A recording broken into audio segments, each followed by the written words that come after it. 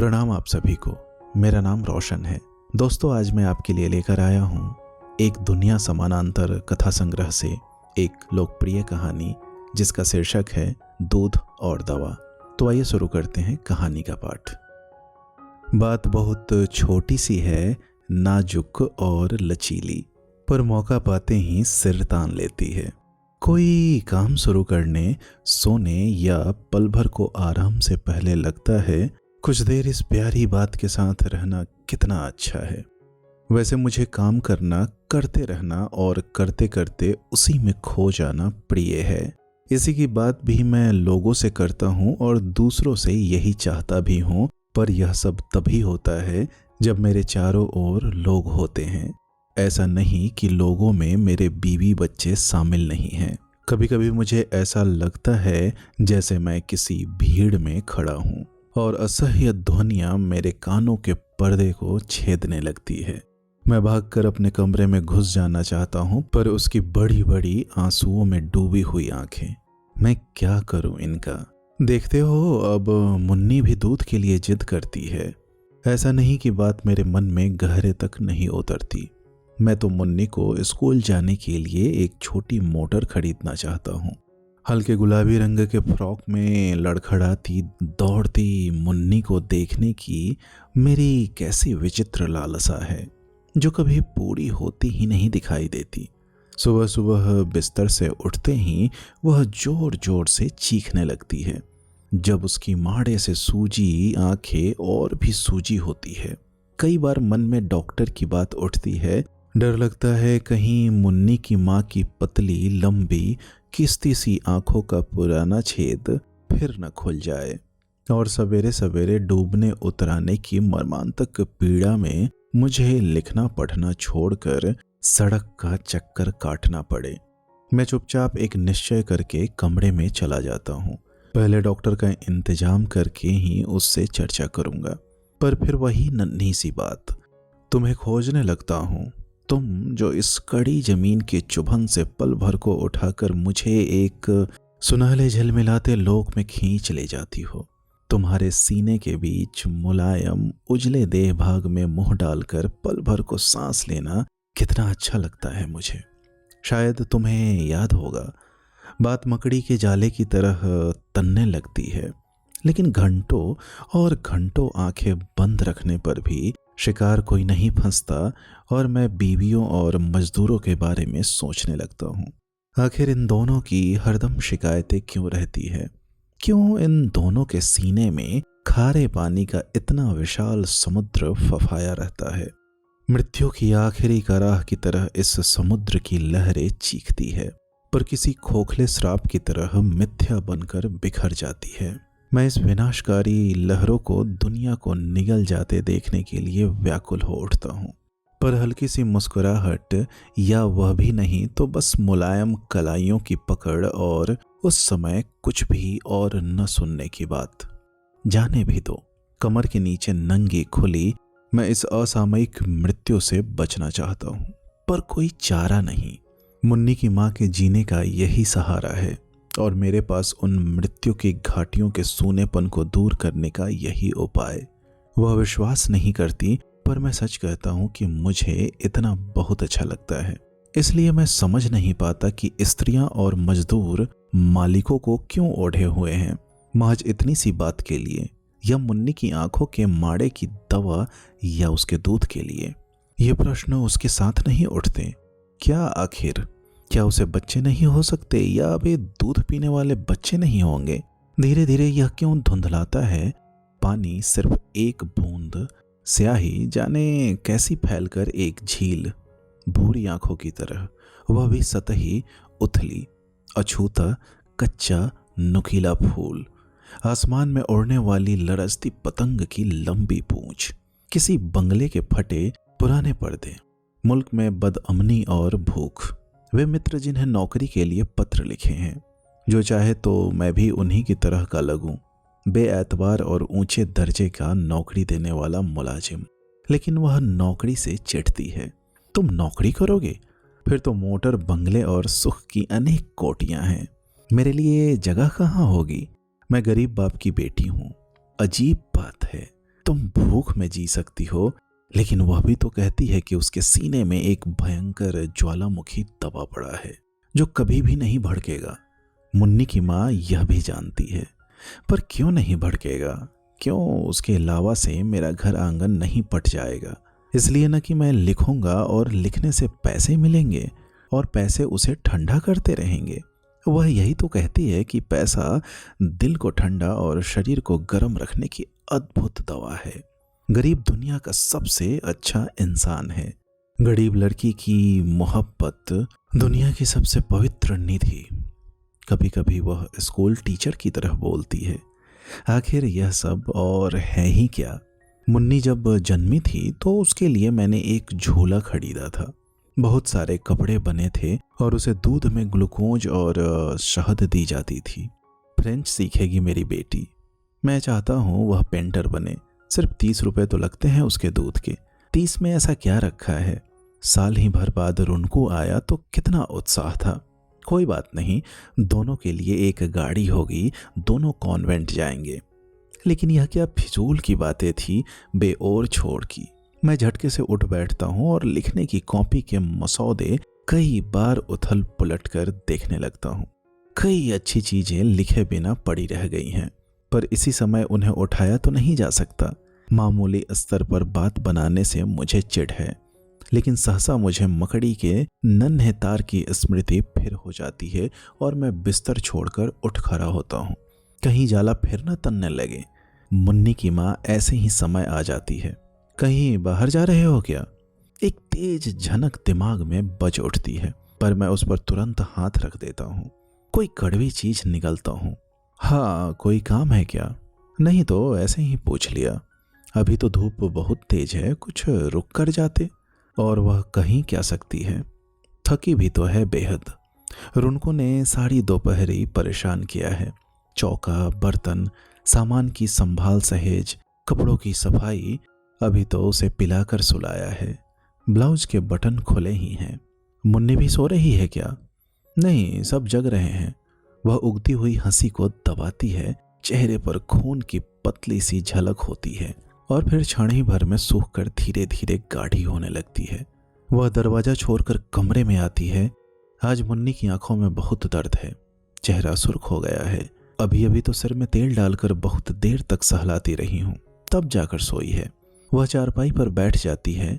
मैं पास आकर कहता हूँ, ब्लाउज के बटन तो ठीक कर लो, तुम्हें अब ठीक ढंग से बॉडी पहनना चाहिए। वह बटन बंद करते करते बोलने लगती है, अब इसके सुख की कल्पना मेरे पास नहीं है, नहीं तुम्हारे मन में है, और अगर है तो नहीं होनी चाहिए। उसका बदन गर्म होने लगता है। मेरे सीने में एक बंद ज्वालामुखी है जो कभी नहीं भड़केगा, यह मैं जानती हूँ। ऐसी ही बातचीत के धरातल पर वह ज्वालामुखी तक पहुँचती है और मुझे ऐसी ही मंत्र सी बातचीत से डर लगता है। मैं ईंधन नहीं डालता और वह उठ खड़ी होती है, कहीं जैसे कोई दर्द रेंग गया हो। मैं चाहता हूँ जाते जाते उससे कुछ कहकर जाऊं, पर ऐसे समय कुछ कहने का मतलब है कुछ सुनने की संभावना। शायद जिस तरह उसे मालूम है कि मैं कहाँ जाता हूँ, उसी तरह मुझे भी मालूम है कि मैं कहीं नहीं जा रहा हूँ, पर जा रहा हूँ यह ठीक है। मेरे घर के सामने एक चौड़ा नाला है और उसके परे कंटीली झाड़ी का एक बड़ा सा गुंबद।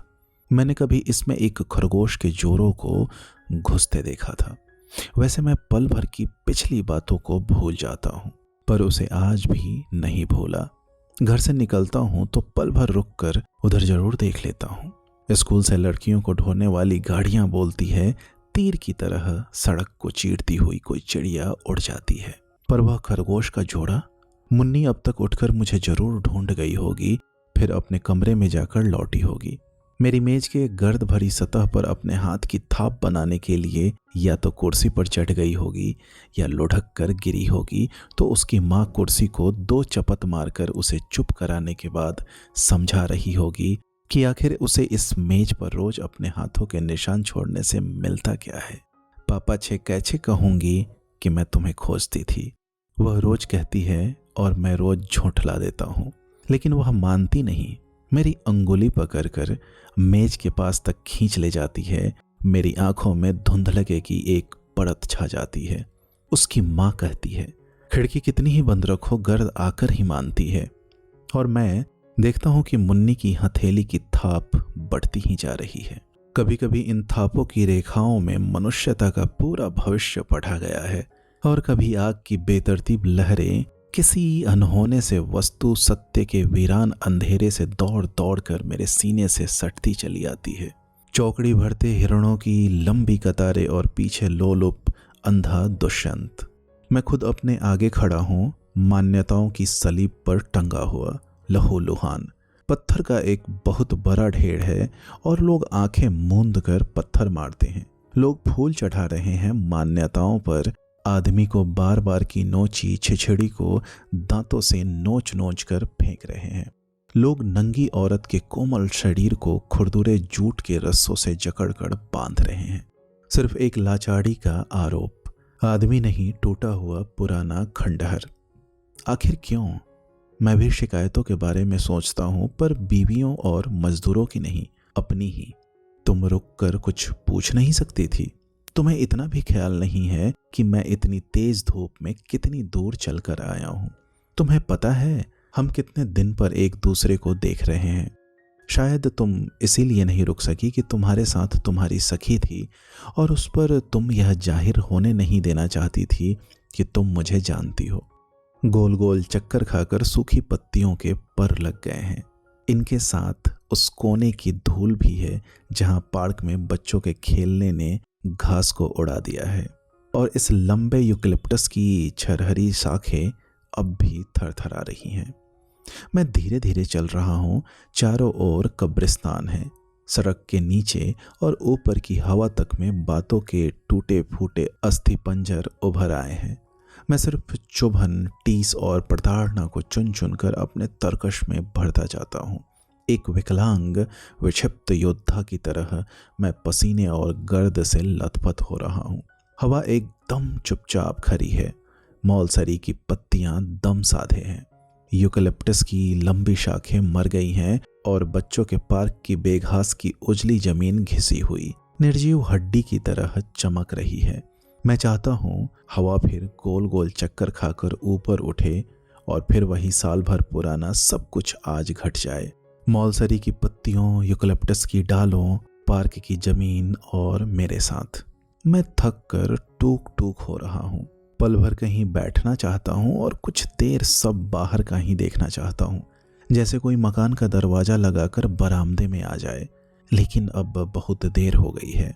लौटने में काफी समय लगेगा। लगता है वह घर से निकल नहीं पाई। क्यों नहीं निकल पाई? उसे निकलना चाहिए था। उसे लोहे की जूतियां पहनकर कांटों को कुचलते हुए आना चाहिए था। लेकिन वह कहती है, मैं खून से लथपथ होना चाहती हूँ। मैं उन सारे दागों को अपने शरीर पर मुखर रखना चाहती हूँ। मैं सारे घावों की मवाद और गंदगी को लोगों को दिखाना चाहती हूँ। देखो, सत्य यह है, तुम्हारी सच्चाइयों की तस्वीर यह है। तुमने घर को इसीलिए स्वर्ग बना रखा है कि तुम्हारी बीवी तुम्हारी कमाई खाती है और एक खरीदे हुए दास से भी बदतर ढंग से तुम्हारी सेवा करती है। तुम्हें अगर यह पता लग जाए कि वह तुम्हें नहीं किसी और को चाहती है तो तुम हवा में नजर आते हो। लेकिन तुम्हें अपने से ज्यादा अपने पैसों पर भरोसा है। यही एक पुरानी टकौरी है तुम्हारे पास। एक नन्हा सा ऑक्सीजन बैलून हवा में उड़ता चला जाता है। उसमें तुम बैठी हो। गर्दन दर्द करने लगती है देखते देखते, लेकिन तुम किसी मायाविनी की तरह पीछे से हंसती हुई गोद में बैठ जाती हो। मुझे प्यार करो, मेरे जाने का समय हो गया है। मैं चाहती हूँ इसकी याद बनी रह जाए, पर मुन्नी का बैलून तो मेरे कमरे की निचली ही छत में अटका रह जाता है। वह पैर पटकने लगती है। पापा, उतालो इसे। देखो, यह छत चला रही है। मेला गुब्बाला तुम्ही ने छिखाया है। मैं कैसे पहुंचूं इतनी ऊंचाई तक? अच्छा, अब मुझे कंधे पर उठाओ। फिर भी तो नहीं पहुंचोगी। कुलछी पल खले हो जाओ। उसकी माँ बिगड़ती हुई आई है। यह क्या तमाशा है? अभी तो आंख ही गई है, अब हाथ पांव भी तोड़कर बैठोगी। मैं चुपचाप खड़ा हूं और वह मुन्नी के उतरने का इंतजार करती है, लेकिन यह तो ऑक्सीजन ही निकल गई गुब्बारे से। मुन्नी, मुन्नी, अब उसे जाने भी दो। और हाँ, कल रात कुछ लिख रहे थे, वे कागज कहाँ गए? मुन्नी की दवा और दूध, चुपके से मन में कुछ कांपता है। मैं ऐसी ही नन्ही नन्ही बातों को लेकर परेशान होता हूँ। उसका स्वर कानों में बज उठता है। आखिर इसमें क्या ऐसा रखा है जो तुम्हें विचलित कर देता है? मैं रुकी नहीं, कुछ कहा नहीं तो क्या आसमान फट पड़ा? मैं पूछती हूँ कि मुन्नी के दूध और दवाइयों का क्या हुआ? तुम कुछ लिख कर मुझे देने वाले थे ना? और इतने ही समय में यह कुछ धीमी सी हो गई। मैं चुपचो रह गया। क्या सोच रहे हो? मैंने तो समझा कोई कहानी लिख रहे थे। आज किसी को देकर कुछ रुपए लाते तो अच्छा था। कल 2 रुपए का सामान मंगाया था, आज भर और चलेगा। इस नन्हे से अवसर से संभल गया हूँ, इसलिए बात बनाने में देर नहीं लगती। वह तो पत्र था, तुम्हें गोदावरी ने लिखा था ना कि किताबें भिजवा दो। वही प्रकाशक को लिखा कि उसे भेज दें। अरे रुको, देखो वह क्या है? कहाँ? अरे यह तो वही तिल है। अंगुलियां कांप उठती है। चेहरे पर चुनचुनाहट की तरह कुछ बहुत नन्हा नन्हा उगाता है, एक अजीब सी खुशी की लहर। हटो, अभी खिड़की खोली है। मेरे सीने में एक ज्वालामुखी है जो कभी नहीं भड़केगा, यह मैं जानती हूँ।